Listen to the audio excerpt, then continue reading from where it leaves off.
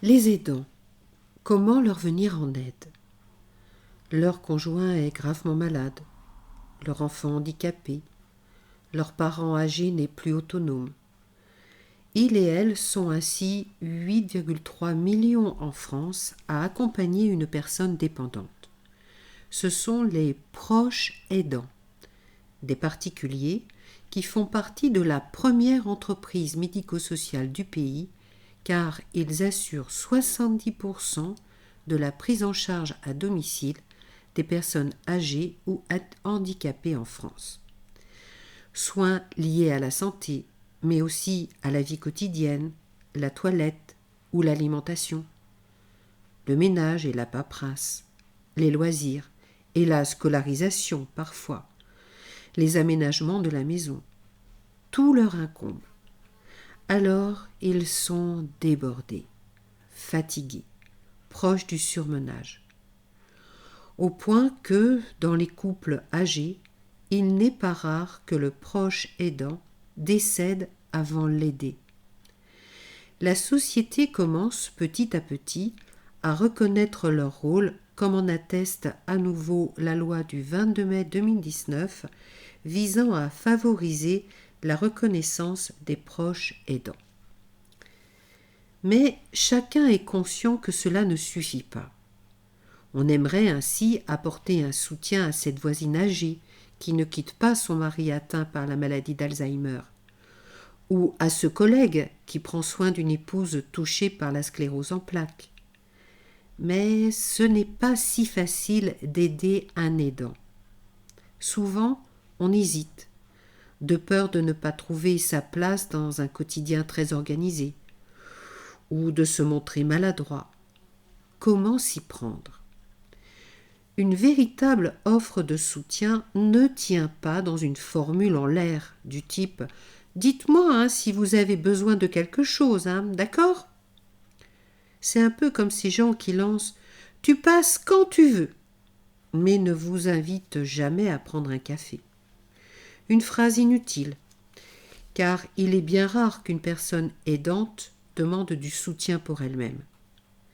Si vous souhaitez apporter une aide, prenez le temps d'en parler avec elle pour qu'elle exprime ses propres besoins. Vous pouvez offrir un coup de main ponctuel, rapporter des packs d'eau en faisant vos courses par exemple, ou une présence plus régulière. Venir passer une après-midi avec la personne dépendante pour permettre à son proche de se libérer du temps. Le mot-clé de votre proposition est, en effet, « j'ai du temps ». C'est ce qui manque le plus aux aidants, et donc le plus beau des cadeaux que vous pouvez leur faire. Mais il ne faut pas que la personne que vous proposez d'épauler ait peur de gêner ou de se sentir redevable. Beaucoup d'aidants, déjà débordés, craignent en effet, en acceptant l'aide d'un tiers, de se créer des obligations qu'ils n'auront pas la force d'assumer en plus du reste. Comme ce n'est pas du tout votre intention, rassurez-les en insistant sur le fait que vous avez le temps et que cela vous fait grand plaisir à vous aussi de pouvoir faire quelque chose. Il s'agit aussi de ne pas se montrer trop encombrant ou insistant. La personne que l'on veut aider ne doit pas se retrouver dans la situation gênante de se sentir envahie ou de ne pas savoir comment refuser. Souligne Florence Leduc, présidente de l'Association française des aidants. Il arrive en effet que l'on se montre intrusif en voulant bien faire.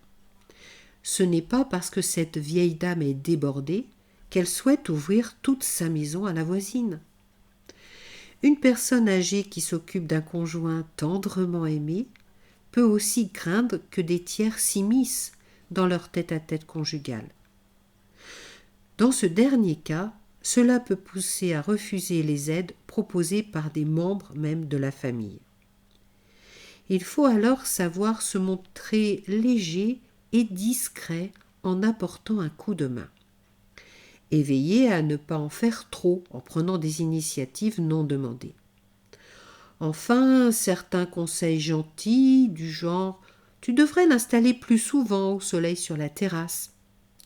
Même s'ils partent d'un bon sentiment ou veulent souligner une nécessité, peuvent blesser les dents et le disqualifier en lui donnant l'impression qu'il n'est pas à la hauteur. Ces blessures involontaires touchent à une fragilité spécifique aux aidants. La majorité d'entre eux sont déjà convaincus qu'ils n'en font pas assez pour leurs proches, tant aimés et si souffrants. Attention à ne pas en rajouter sur leur sentiment de culpabilité. Le dévouement de votre cousine âgée pour sa mère dépendante vous impressionne. Celui de ce monsieur pour son épouse handicapée aussi. N'hésitez pas à leur dire votre admiration. Les compliments font toujours plaisir. Mais à nouveau, attention aux mots. Dire à cette dame qu'elle est une sainte ou à ce monsieur qu'il est héroïque, c'est aussi les assigner à continuer sans répit. Les saintes se sacrifient. Et les héros ne se reposent jamais, note Florence Leduc. Ces mots peuvent être très lourds de conséquences quand ils sont répétés par tous les intervenants à des gens, âgés notamment, qui n'osent pas demander d'aide extérieure ou qui ont déjà tendance à refuser la venue d'auxiliaires de vie ou de femmes de ménage. Mieux vous dire, votre courage m'impressionne, mais je vous trouve fatigué. Accepteriez-vous que je sois votre chauffeur pour le prochain rendez-vous à l'hôpital ? Donner de son temps à un proche aidant, c'est lui permettre de retrouver une liberté d'aller et venir dont il est souvent privé. Tenir compagnie à la personne dépendante permettra à son proche d'aller chez le dentiste, oui. Mais s'il préfère s'offrir un massage ou aller au cinéma, c'est son choix et il ne doit pas être commenté. Enfin, les coups de main proposés peuvent s'adresser autant à l'aidé qu'à l'aidant. Il peut s'agir d'emmener la personne âgée ou handicapée en promenade, mais aussi de conduire son proche à la maison du handicap pour qu'il puisse déposer ses dossiers. Aider un aidant, en fin de compte, c'est devenir une personne ressource et toutes sont précieuses. Celle qui vient garder un enfant malade la nuit, comme celle qui passe tondre la pelouse. Alors, quelques pistes pour trouver du répit. Par exemple, les cafés des aidants. Organisés par l'Association française des aidants, ces rencontres offrent aux aidants des rendez-vous mensuels animés par un psychologue et un travailleur social autour d'un thème prédéfini. Elles réunissent pendant 2 heures 7 à 8 aidants dans un café agréable ou un salon de thé et ils peuvent y échanger leur expérience et peuvent également se détendre. Il existe aussi SOS Répit, qui est un site de l'accueil temporaire. En effet, la loi reconnaît aux proches aidants de personnes en situation de handicap, de perte d'autonomie ou atteintes de maladies chroniques invalidantes un droit au répit qui leur permet d'obtenir jusqu'à 90 jours d'accueil temporaire par an dans des structures médico-sociales.